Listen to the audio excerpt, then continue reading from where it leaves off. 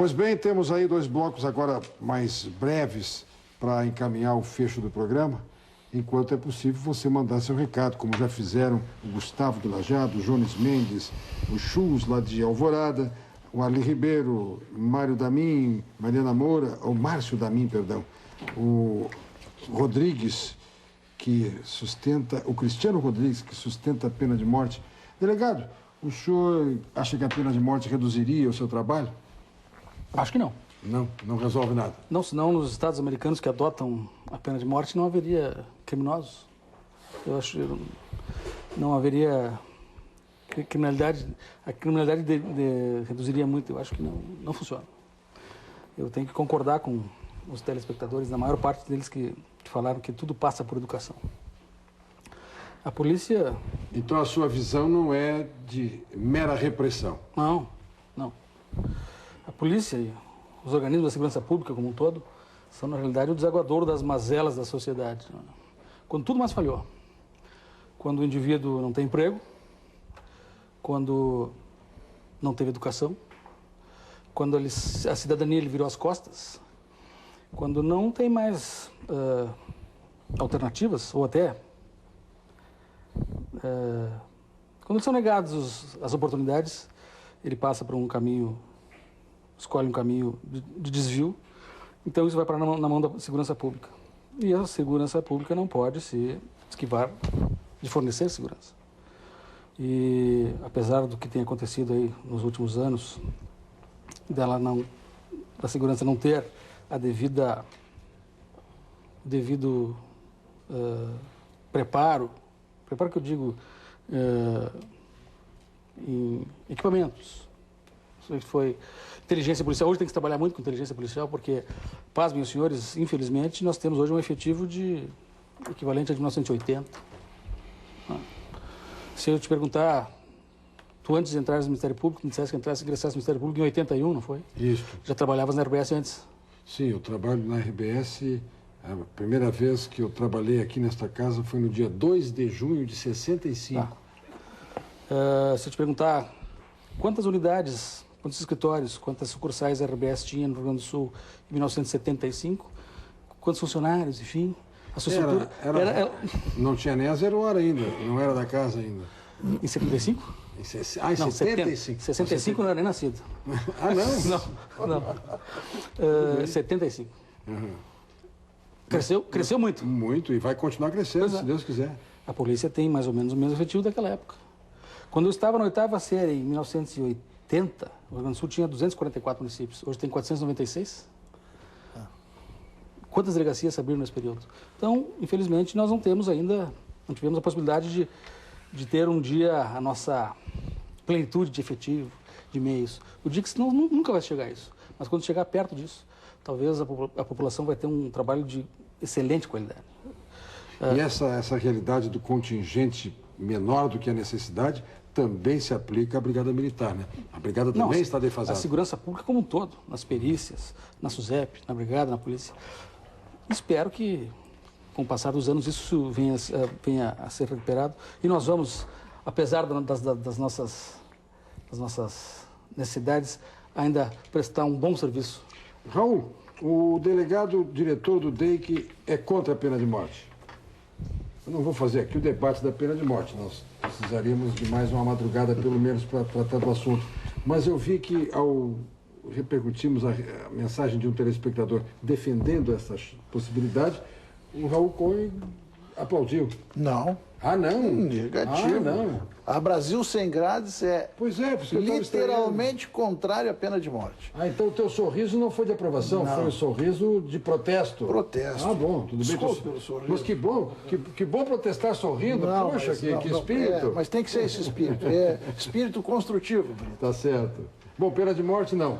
Não. Pena de morte não. Não. Não, muito bem. Então, perdeu aqui por 4-0 ou 4-1. Embora ele exista, né? Bom, esse é um outro tema.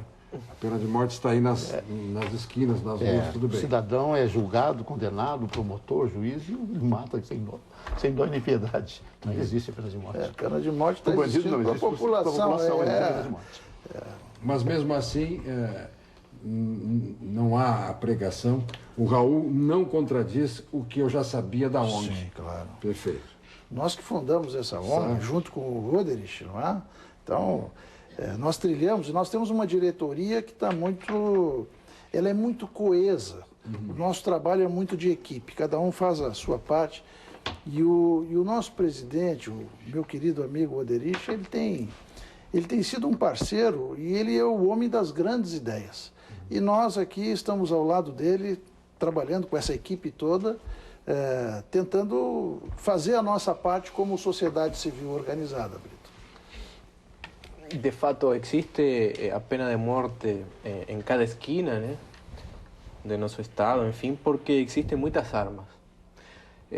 Aqueles lugares do Brasil onde tem se reduzido justamente homicídios e o que tem a ver com a violência, né, a partir das mortes, etc. Por exemplo, Rio de Janeiro, há um tempo atrás, eu participei aqui num programa onde justamente se dizia de que Rio Grande do Sul tinha índices mais altos de mortes que Rio de Janeiro, justamente. No Rio de Janeiro e em São Paulo se fez uma campanha de desarmamento muito forte, muito interessante, onde se inibe, a partir justamente da pouca circulação de armas, né, a tentar inibir as armas, justamente a morte. Porque a arma está ligada à população mais vulnerável. E justamente, então, se você vê uma espécie de esquema muito simplista mental que podemos fazer, se Alvorada justamente é uma cidade onde o produto interno bruto per capita é das menores que recebe, né, o estado do Rio Grande do Sul, e vemos que aí é onde há mais homicídios, aí está feita uma regra de 3 muito simples. Existem mais homicídios porque a população é mais vulnerável e então a população mais vulnerável tem acesso a armas perfeitamente muito mais que qualquer outro que vive, digamos, classe média e classe média alta. Então, a arma ligado também à população mais vulnerável é o que dá também a questão da morte. É uma fórmula muito simplista de poder associar. Então, a morte existe em cada esquina, na volta da esquina, porque existem muitas armas. No Rio Grande do Sul, justamente, aí já também participo, de certa forma, com a minha militância. Foi um dos poucos estados onde naquela campanha pelo desarmamento votou de forma maioritária, né? Não quero ir em contra da opinião nem os argumentos de todos os cidadãos que votaram, foi em contra desse desarmamento. Hoje estamos vendo, anos para cá, de que é muito importante uma campanha de desarmamento. E eu tenho certeza, porque eu trabalho justamente em Unicinos com muitos policiais, em um curso justamente de especialização, promovido pelo PRONAS, no governo federal, uma disciplina que se chama Sociologia da Violência e da Criminalidade, justamente. Com todos temos conversado e eles justamente apontam de que o desarmamento é fundamental.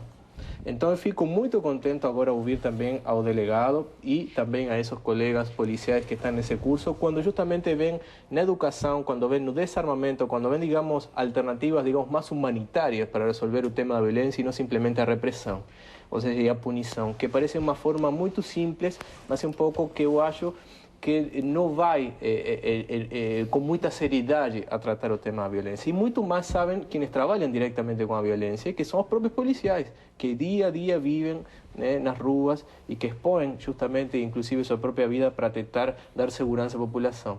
Eu quebro uma lança, né, como se diz em espanhol, para aqueles justamente que trabalham com segurança pública e tentam resolver estes problemas apontando a estas carências, estes problemas, digamos, mais de fundo, né? Eu vou encerrar esse bloco, vou chamar o bloco dos comerciais, depois a gente volta para o encerramento, na rodada final. Prefeito em exercício Giovanni Garcia, eu vou lhe indagar ainda uma vez por que Alvorada não quer lá um presídio. Você ainda tem tempo para responder alguma coisa para @Conversa Cruzada ou então conversas.cruzadas@tvcom.com.br. Já voltamos.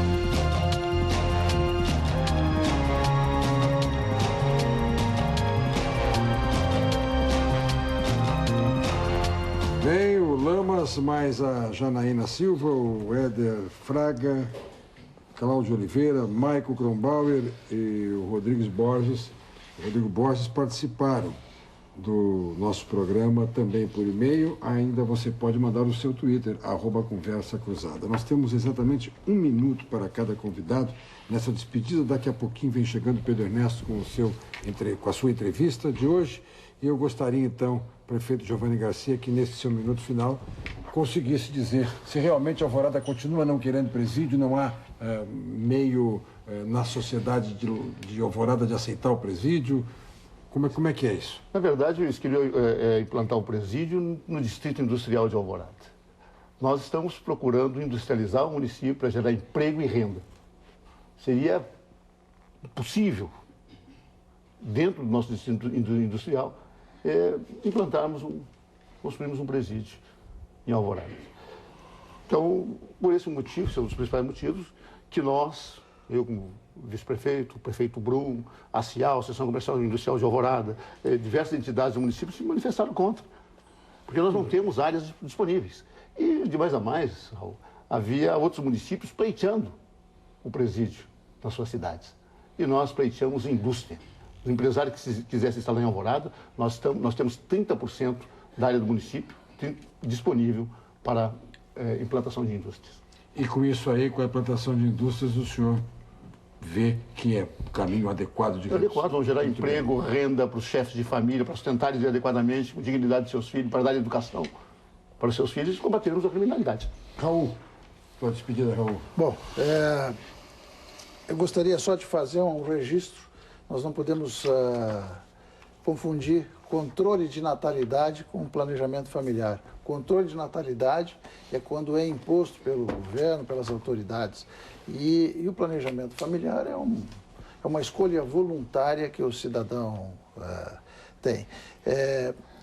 Concluindo, eu digo que essa falta de presídios e a impunidade que existe, alicerçado numa lei penal ainda retrógrada, que está sendo estudada agora pela Câmara Federal, e nós já estamos trabalhando nisso aí, junto ao CNJ e já passou pelo Senado, está lá na Câmara Federal, para mudar algumas benesses que a lei contempla aqueles que cometem os crimes.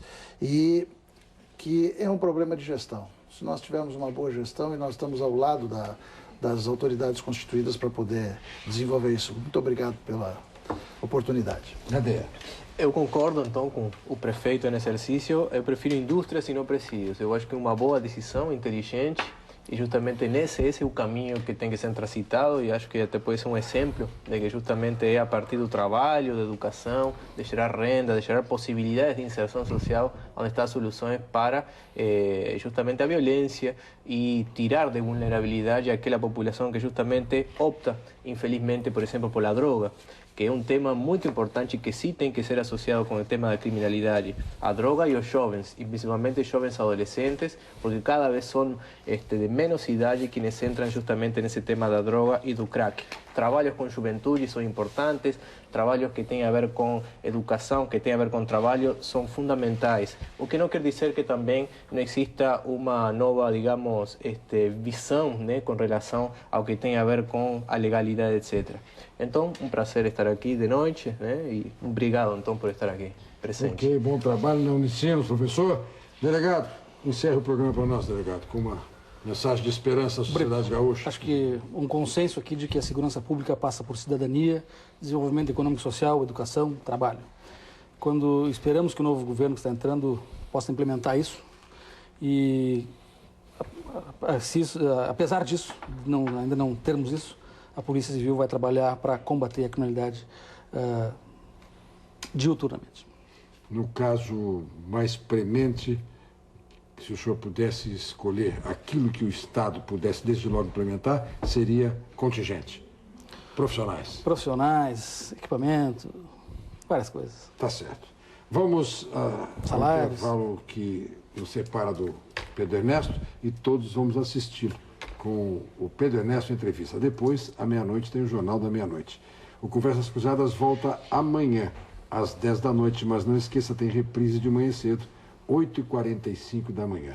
Por um período, enquanto o Lazier Martins estiver de férias, eu estarei aqui, em algum afastamento meu nesta época, um outro companheiro haverá de estar, mas a gente vai levando, contando com o senhor, com a senhora, pelo e-mail, pelo Twitter e pela audiência principalmente. Muito obrigado, boa noite.